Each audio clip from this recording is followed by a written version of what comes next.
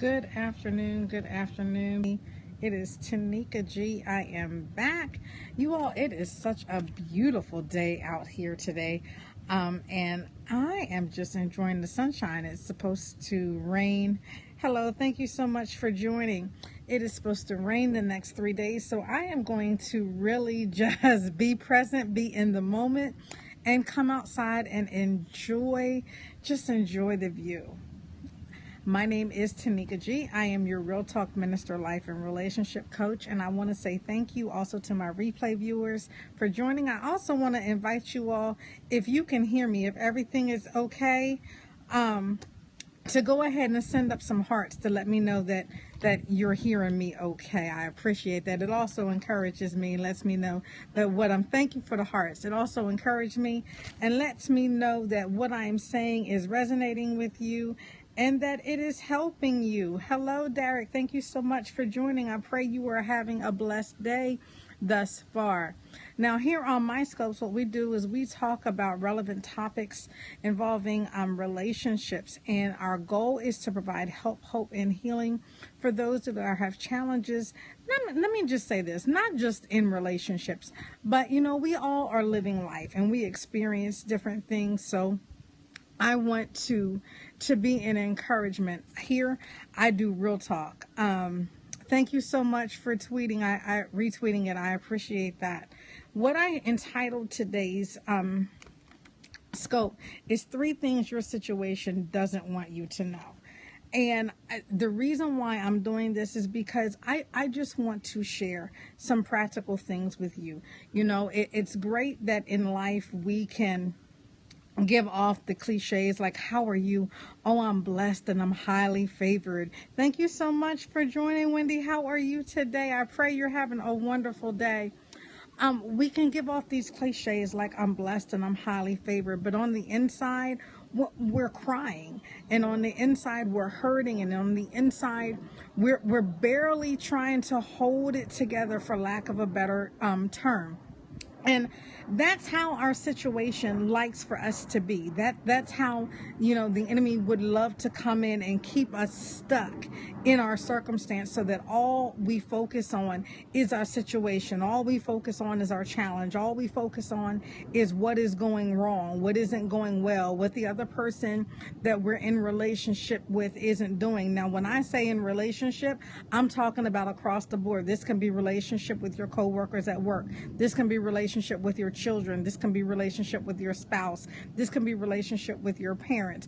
Whoever you are in any form of communication and having to work with or work through or spend time together. We can all have those challenges. In relationship, we're going to be challenged. That's how we learn how to work through, and that's how our relationship learns how to mature. It learns how to grow. Now, 3 things that your situation doesn't want you to know. The first thing is that it's temporary.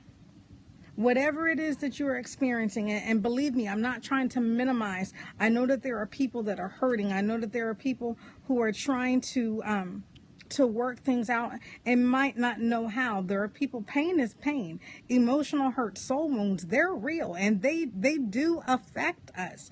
They do. But I want to encourage you today to let you know that it is temporary.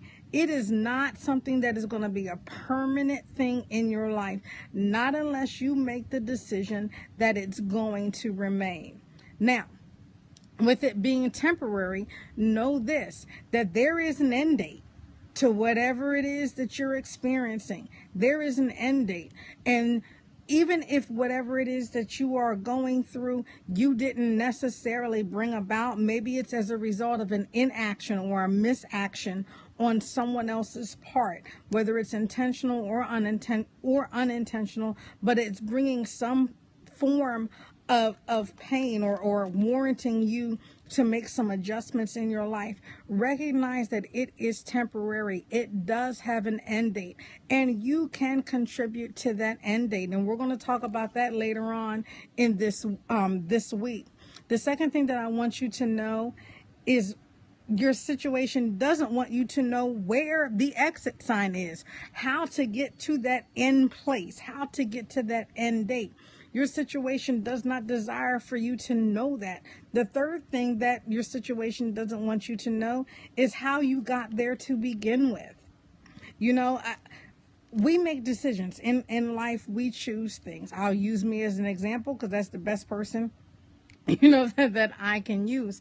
There have been some situations that came about based upon a decision that I made. Sometimes I made decisions because I didn't have all of the information. Sometimes I made decisions being real because I wanted to do what I wanted to do, when I wanted to do it, and how I wanted to do it. We have all been there. Can I get an amen? And as a result of that, I had to go back and I had to examine the things that got me to that place so that I could get out of that place, so that I didn't repeat the pattern over and over again. At the beginning of the scope, I told you that I work with individuals and couples who are dealing with problems in their relationship. Y'all, please excuse me. Somebody is deciding now. Oh, it's actually a truck. I thought it was somebody cutting their grass, but it is a truck, and it distracted me for a moment. So pardon me for that. You know, sometimes in our relationships, when we haven't healed from previous relationships, when we have not done the work that is required in order to bring about resolution in relationships, we will fall into patterns. We will begin to make the same decisions over and over again. For myself, for example, because as a result of childhood abuse that I really did not address in my life and begin to heal from, I had a distorted view of what relationships were supposed to be like. I looked to be in relationship with particular people who had certain characteristics. These characteristics were ones who were not readily emotionally available. Oh, they were around when they wanted things, but when it came to me needing to process different things or to work through challenges or to be there for support, they were not there. I began to look for people with that characteristic. Why? Because I didn't realize that the pain in my previous experiences was temporary. I'm going to stop for a moment.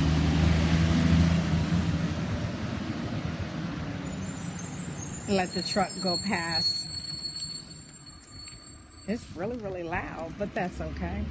I did not realize that the pain that I had experienced from my childhood that I brought into my early adulthood and then into my adulthood, I brought into relationships. So lies that I had begun to tell myself, thinking that this was permanent, that relationships like this was always going to be the type of relationships that I had, believing that lie, I began to do different things. I looked for, like I said, I looked for people that had the characteristics that they weren't emotionally available. I thought that love meant that they were there to only show me in the physical form. I also thought that love meant that, you weren't always respectful of me. You loved me, so when you got angry and when you did things or you said things to me that, yes, hurt, I thought that you were loving me. And I thought that this was permanent. This was how relationships were always going to be. But remember, I told you, your situation doesn't want you to know that that's temporary. The second thing is where the exit sign is. Because, again, I had not taken the time to do the things that were necessary. I wasn't recognizing that, you know what, this has to stop with me. It's not going to stop with the other individual. It's not going to stop because of the individual. It has to stop with me. I did not recognize, my situation was not telling me where the exit sign was. I had to be the one that was looking for it. Then how I got there to begin with, again, here I am, relationship after relationship. Same type of relationship, different phase. And we've heard that before, that cycle. Same type of relationship, different phase. And it wasn't until I began to take the time to recognize, Tanika, look at what it is you're looking for. Look at what it is you are choosing to tolerate. Look at what it is you are choosing to put up with. So you actually end up in the same situation. You actually end up in the same relationship again. It was not until I began to do some practical things, like looking at this, like looking at the lies that I was telling myself, not just the lies that other people were telling me that I was in relationship with. I had to take ownership. I had to take responsibility. Now, that is something that is not the easiest thing to do, but it is doable. It is doable. You know the term, when I got sick and tired of being sick and tired, that's when I did something different, you know. And I got to that place. I got sick and tired of being hurt over and over. I got sick and tired of hurting myself, putting myself in the same position, putting myself in the same circumstance, putting myself in the same situation. And it wasn't until I began to look at these things and I began to say, not only is enough enough, but began to take practical steps to do something about it, that things began to change. Now, as you begin to look at these three things that your situation doesn't want to tell you, and you begin to address them, and you begin to identify the lies, and you begin to identify the steps that need to be taken, it's really, really important that you don't do this by yourself, because you've been talking to yourself for a long time. I was talking to myself for a very, very long time, but I wasn't holding myself accountable. And that's why it's so important that you get a support network, a safety network, where you can talk to people who are going to speak truth to you, but truth to you in love. People that are going to hold you accountable to the things that you say that you want, to the things that you say you are going to be willing to do. When you begin to do that, I'm going to be honest with you, your situation is going to begin to change. Now, how does the situation change? The situation changes because you begin to change. You begin to change. And as you begin to change, you begin to make different choices. You begin not to accept things that have kept you stuck. You begin to not accept things that keep you bound. You begin to not accept things that others might say to you that cause you to doubt yourself, that cause you to doubt that, you know, God is seeing you in the situation, or that he knows, he understands. Believe me, even in my situation, he was fully aware of it. But I'm going to be honest with you. He had to wait on me to do something. He had to wait on me to do something. God is such a loving and a faithful God, and he's not going to force himself on you. He didn't force himself on me. It wasn't until I began to say, you know what, God, enough is enough, and I cannot do this by myself. I really need you to help me. And then the help that he sent my way, I had to receive it. I had to receive it. One of the things that I also recognized in my own process, and again, we're going to be talking about this throughout the whole week. So yes, one of the things in my process that I had to recognize was that what I said was so important. If I began to tell myself, you know, I really can't do this, or this is too hard, I don't know how I'm going to do this, my actions went with my thoughts. If I began to tell myself, you know, I can't, I just can't, then I didn't. But when I began to tell myself, I want something different, I need something different, I do not deserve this, I am a person of worth. Now, let me say this. Initially, I didn't believe all of the things that I was saying to myself, like I was a person of worth, I was a person of value. My situation didn't want me to know that. It didn't want me to know that. But as I began to repeat that to myself, as I began to remind myself, I got to the place where I honestly did begin to believe it. I began to look at the things that talk to my self-worth, that talk to my self-value. I began to look and expect people after I received it for myself to line up with that. And if they weren't lining up with the fact that I was worthy and that I was due respect, self-respect first, but I was due respect from them as well. If they weren't lining up with that, I had to make some decisions. Now, here's the thing. I could make decisions because I made previous ones, like the decision to not do anything. So I had to tell myself, I can't say that I can't do it because I made decisions all the time. But it wasn't until I began to make decisions that put me in the direction of where I wanted to go, that got me towards the exit sign, that I was able to get there. Now, I want to say to you on today, maybe your situation is telling you that it's always going to be this way. Maybe your situation is telling you that you don't deserve any different. Maybe your situation is even telling you that, you know what, you made your bed, no lie in it. I want to tell you, you can get up. You don't have to remain in that bed. You do not have to remain there. You don't have to remain stuck. If you desire for your relationship, if you desire for your situation to be different, it can be. It can be. Now, it doesn't necessarily mean that it's going to be done in the manner in which you like. Sometimes adjustment, change is uncomfortable.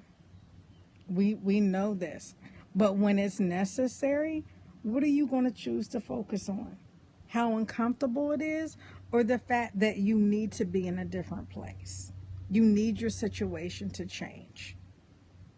Now notice, I'm not saying you need the other individual to change. I'm saying you. I'm saying you, because you are responsible for you. You are responsible for you. And as you begin to change, you put your situation in the position to be changed. I want you to join me on tomorrow. We're going to come back again and we're going to continue talking about the 3 things that your situation doesn't want you to know. We're going to look at some practical steps, some practical tools to help you, to help you with your thought processes, to help you with your beliefs, to help you gather the healthy supports that you need, and to help you come to the place of understanding, knowing, and believing that your situation is only temporary. There is an exit sign, and teaching you how you got there to begin with so that you don't have to repeat the same pattern again. Be blessed, and I'll see you tomorrow.